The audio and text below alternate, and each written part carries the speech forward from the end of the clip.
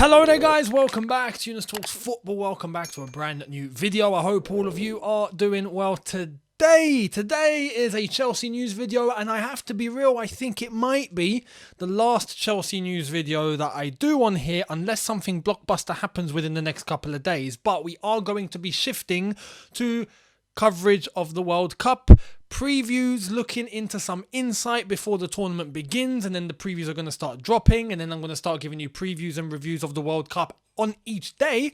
So make sure you guys are here for that. The Chelsea orientated content will be shifting over to England orientated content, but I will be covering the World Cup as a whole. So make sure you are here, subscribed for all of that. Do not go anywhere. And then after the World Cup ends, we resume all the Chelsea content as we do look forward to the lads coming back and hopefully we win some football matches. But in the build up to that, we have some news and we have some things that have happened at Chelsea, and I'm going to get into it. Before that, two things. Firstly, this video is brought to you and sponsored by the OneFootball app. Make sure you download the OneFootball app for all of your latest, including some of the stories that I'm going to be discussing with you today. You can find more information on the OneFootball app, link in the description. And remember, if you are based in the UK and Ireland, you can get coverage of the Italian Serie A, one game per match day streamed on the OneFootball app for you guys to get, and you get access to the Italian Serie A match highlights on every match day. So make sure you hit that link in the description now, get OneFootball, the app, and enjoy. Now, second thing. Later on, tonight, 9 PM UK time, I am going to be on Turkish's channel. Turkish LDN, Arsenal fan. A load of you will know him. Some of you may not.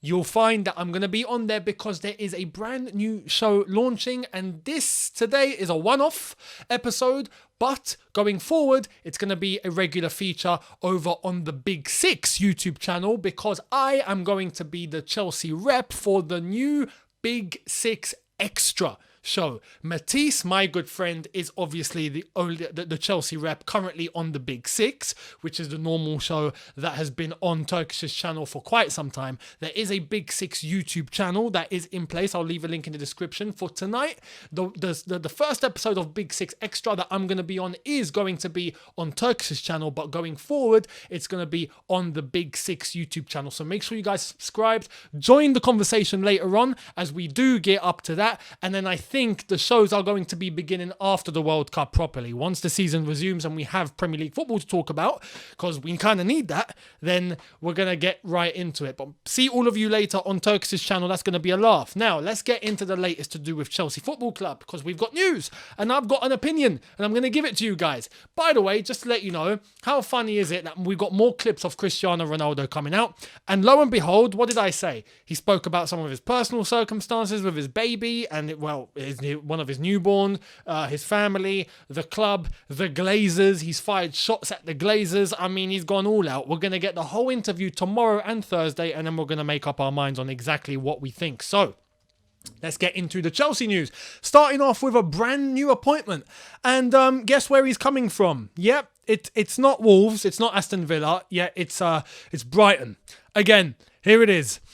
Chelsea is pleased to announce that Paul Winstanley has been appointed to the role of Director of Global Talent and Transfers. That is from Chelsea Football Club. Paul Winstanley has joined Chelsea FC and he's been added to the list, I guess. Chelsea have thanked Brighton once again. It's not the first time, it's not the second time either. It's multiple times now where we've had to thank Brighton because we are taking their entire backroom staff. We're taking everyone that's employed at the club. I mean, at this rate, we're going to take their dinner lady, we're going to take their cleaners, we're going to take their groundsmen, we might even take their ticket staff. If we're running low at Stamford Bridge, we have staff covered. They're at Brighton, we go and get them, not a problem.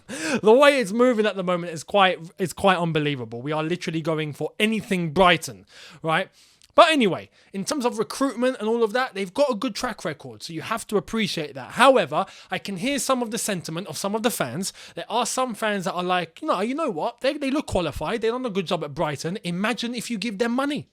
They might be able to take what we have now to the next level. And then I hear the other side go, are we turning into Brighton? Like, we might as well just become Brighton and just become a mid-table team now.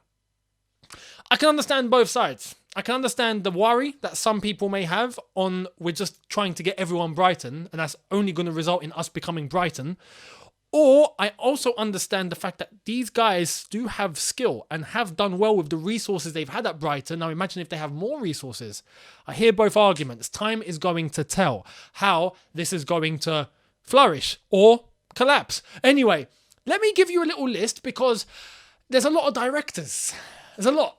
And I remember talking once about the new directors coming in and how many we have. And as much as I appreciated the fact that Chelsea and Todd Boehly want to start a brand new, not just, looking at Chelsea's infrastructure and who we have, but they want to go global. They want to try and acquire other clubs that are going to be under our umbrella, like Manchester City have with the City Group. We want to try and create our own group. And therefore, it means having to employ various directors because it's not just going to be one guy running all of that.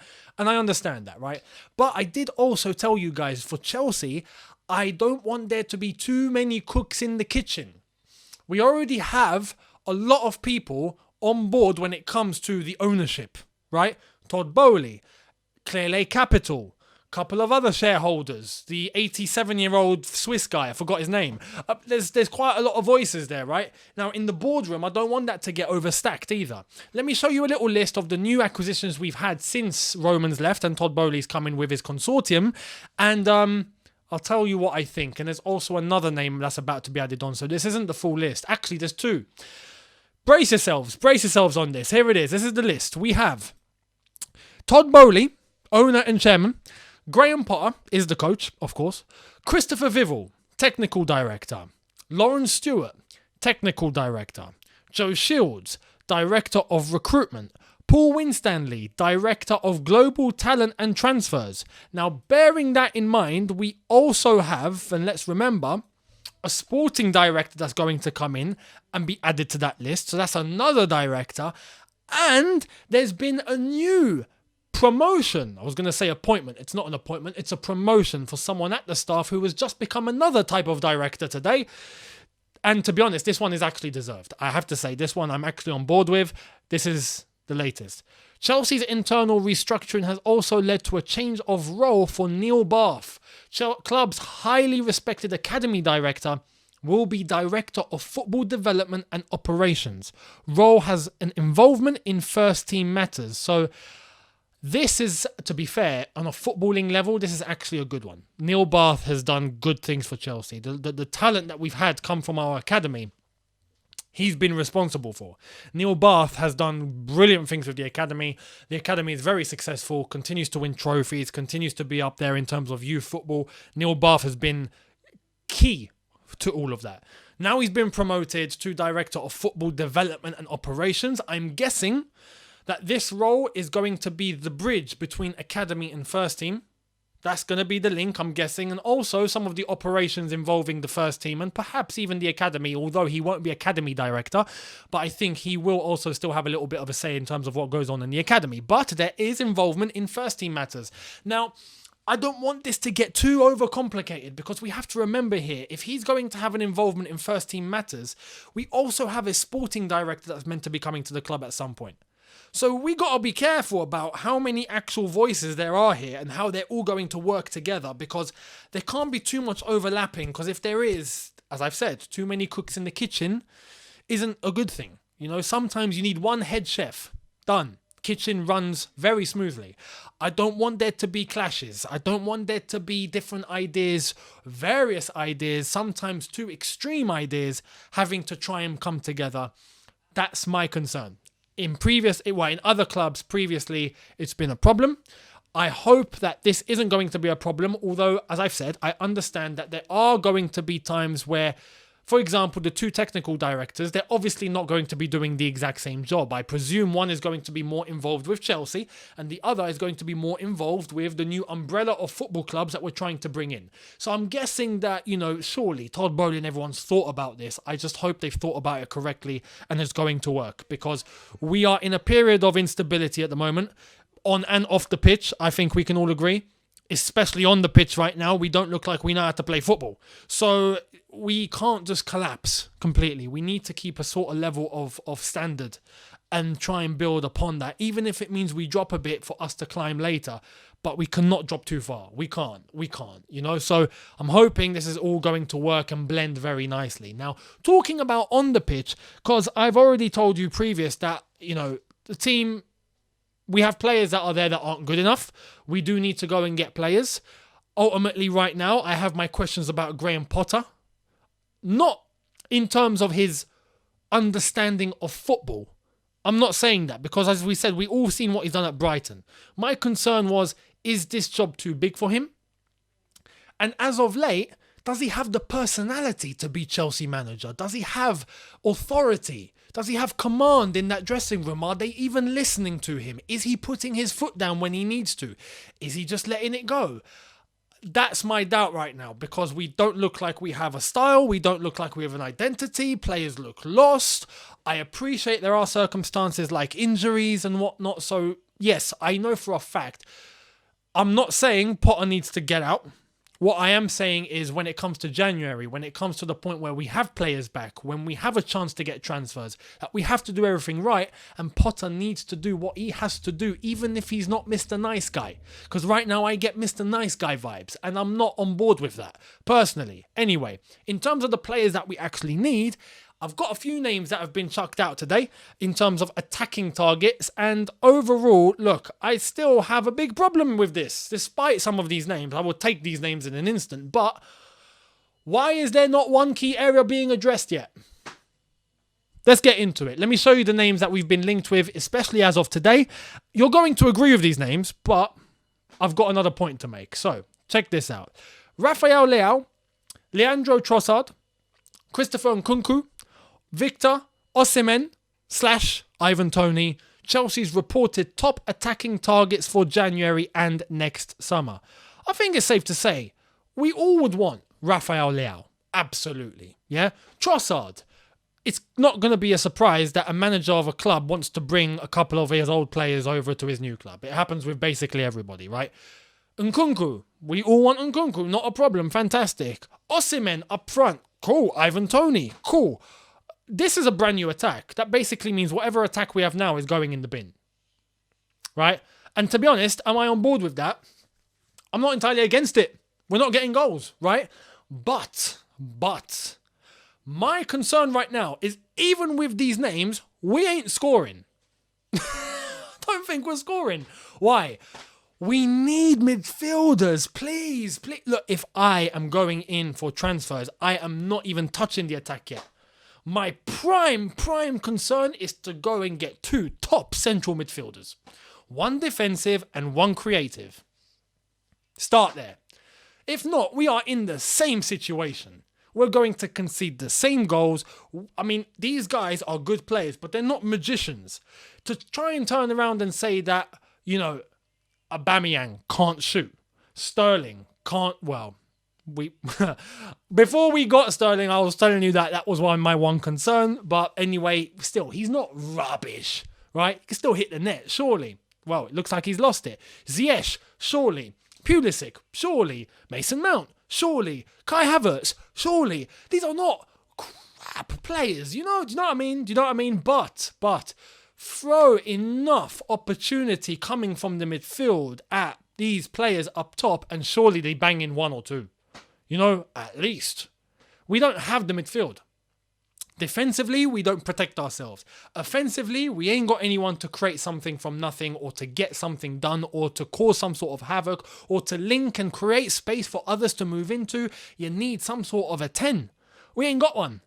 We got a bunch of 8s that play out of position and play wing back sometimes, you know? And we ain't got a DM, except for Zachariah.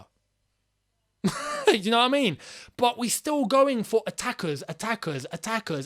We've been through so many attackers, I'm surprised there's any left. You know? Look at the ones that have come and gone. Timo Werner, you know? He was banging it in Germany, came in, just done good bits for us, but flopped. Lukaku, flopped.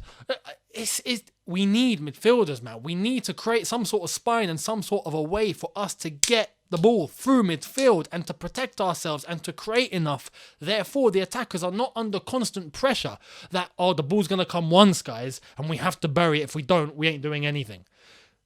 I don't understand why we're not linked with any midfielders. I've seen one link Ruben Neves, that's it. That's the only link. And there's the Russian guy that's meant to be coming, but right now we can't put all our eggs into that basket because of politics. We already know this. So where's the links to the midfielders? Where are they? Where are they? That's what I'm asking. So fingers crossed they are going to come. And talking about stability and talking about actually trying to get something done. Check this stat out. This blew my mind. This actually blew my mind. Fewest first 11 changes, or fewest starting 11 changes, Premier League this season, the top 8 in the table. Chelsea have had 52 changes to the starting 11 this season so far. Arsenal 11, City 27, Newcastle 20, Tottenham 33, United 22, Liverpool 39, even that's high. Brighton 7, which is understandable. Chelsea 52. Now Brighton don't play any sort of other competition, so I'm not surprised. They've got an 11, they're stuck with it. This is what I'm saying about mid-table teams. You're going to get some sort of stability. You're not in too many competitions. It's fairly easy. There's no pressure. Sometimes on a cup day, you can play a couple of academy guys. You're good, but you're still going to play a strong 11. The chemistry builds, and that's it. No one's really looking at you going, okay, what are you doing? With the top teams, they are. And with the top teams, you have top talent that's normally sat on your bench that want to play and want to prove themselves and want to be given an opportunity. And sometimes they do. And they give you something to think about. And sometimes you make a couple of changes. Understandable. But if you look at Arsenal, for example, this season, they've got an 11. You ain't moving them. And whenever they actually try to play other players in the rest of their squad, their quality actually drops. Man City have got quality all over the place, so they can rotate as they please, knowing that the quality won't drop. Newcastle have managed to build a nice little block, and they've rotated where they could, but they've kept the block. Tottenham, 33, and they've been a little bit hit and miss, but Conte's Conte, and you know what he's like when he sets up that defence, especially. The defensive block of his team does not change. The attackers sometimes do. We know this. Man United, 22, I'm actually surprised. I thought they would change more. But for a team that doesn't have that much stability, looks like they're beginning to find some. Liverpool have been hit with some injuries. And this is the number that I expect if you've been hit with injuries. Liverpool, 39. We have 52. We've been hit with injuries, yes. But we are constantly changing the team. We need to try and just move with something. Stop changing the team. We ended up with Gallagher at right wing back at one point, lads. I mean, come on. Do you know what I mean? So we need to find an 11 or find some sort of stability and go with it. Stop changing. If not, there's not going to be any chemistry built. Even if it means, look, right now we're changing and chopping and changing and we're not getting results. So we might as well try and stick with something. And even if it means we're not getting results, but keep the block.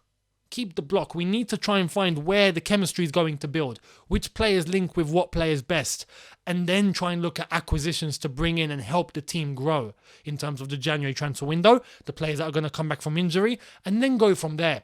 But ultimately, to make those decisions in the first place, we need to know what style of football we want to play. What are we actually trying to do? I'm going to leave that with you. If you have an idea of what Graham Potter going into January is actually going to try and do in terms of style of football, please let me know in the comments. I'd love to know what you think Potter is going to do. How do you think he's going to set us up? Tactically, formation, system, let me know. All your thoughts down below, much appreciated.